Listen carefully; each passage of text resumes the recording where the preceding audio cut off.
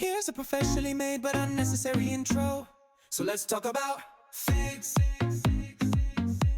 Let's talk about figs. Figs. Break out the baby powder because it's 101 degrees and there's some moist chafing happening as I try to not lose my mind being stuck indoors with this heat. So no tasting today. This is a video that I'm going to kind of go through and show you the results of what happens when you take top growth off of a tree and how it induces side branching. This is after a video I saw a couple weeks ago by mjfigs, who's a person I like to watch.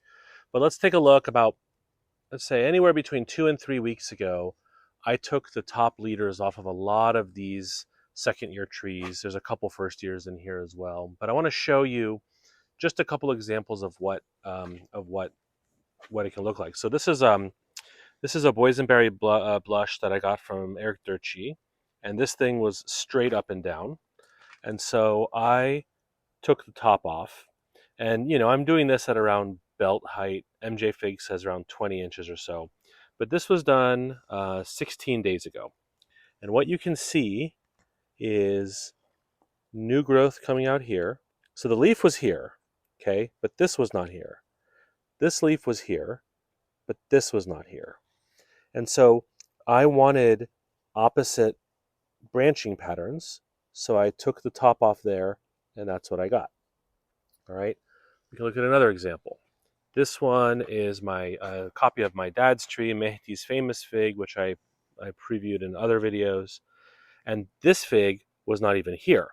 I was, online talking with one of the local growers, Saleh Zhang, who said that sometimes when she does this, a fig pops up. Well, I responded, yeah, a fig can pop up. And I've even had instances like this where you have not only a fig, but a branch pop up. And then here's the other branch, and then actually another branch, right? So you can induce this sort of side growth pattern. This next one is a Canadria.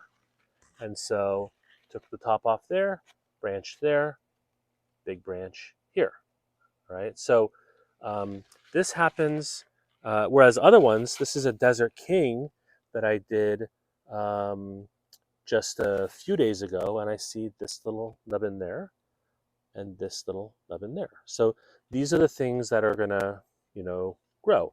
This little nubbin is also on that tree, and it has a little figlet at the same area. Some of them take much longer. This is Bergen Unknown, and so this was done 14 days ago, and barely no growth. Whereas you can see the same thing over here. This is Ponte Tresa, minimal growth here. If we come over to now, this one I didn't do. This one is Pane e Vino Dark, and it already had this kind of side branching 1, 2, 3 that I really like to see, this kind of like vase pattern.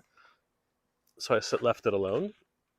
You can see the apical bud is still there. So this is still growing up. You can see the apical bud right there, and you can see the apical bud right there. So this is an example of what happens if you leave it alone.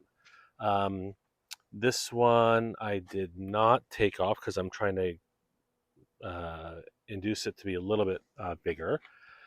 This one is Partridge Eye Unknown. So interestingly, I took the top off here, and that's where the branch is coming up. So it's like forming another central a leader. I think those are actually, this white Marseille is doing it as well. So you can see this growth, again, coming out straight out of where I took the top off of that one. This one is another Canadria, and again, little baby. You see Chicago Hardy.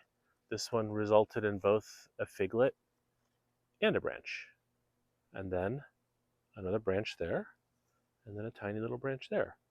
So this is how you can get the shape you desire. You have to decide, where do you want your growth? This one I admittedly took a little bit taller. This is about chest high for me, maybe chin height. And that's because I wanted these three to kind of give me that vase. Is it going to be a little bit big? Yeah, a little bit, but I'm okay with that.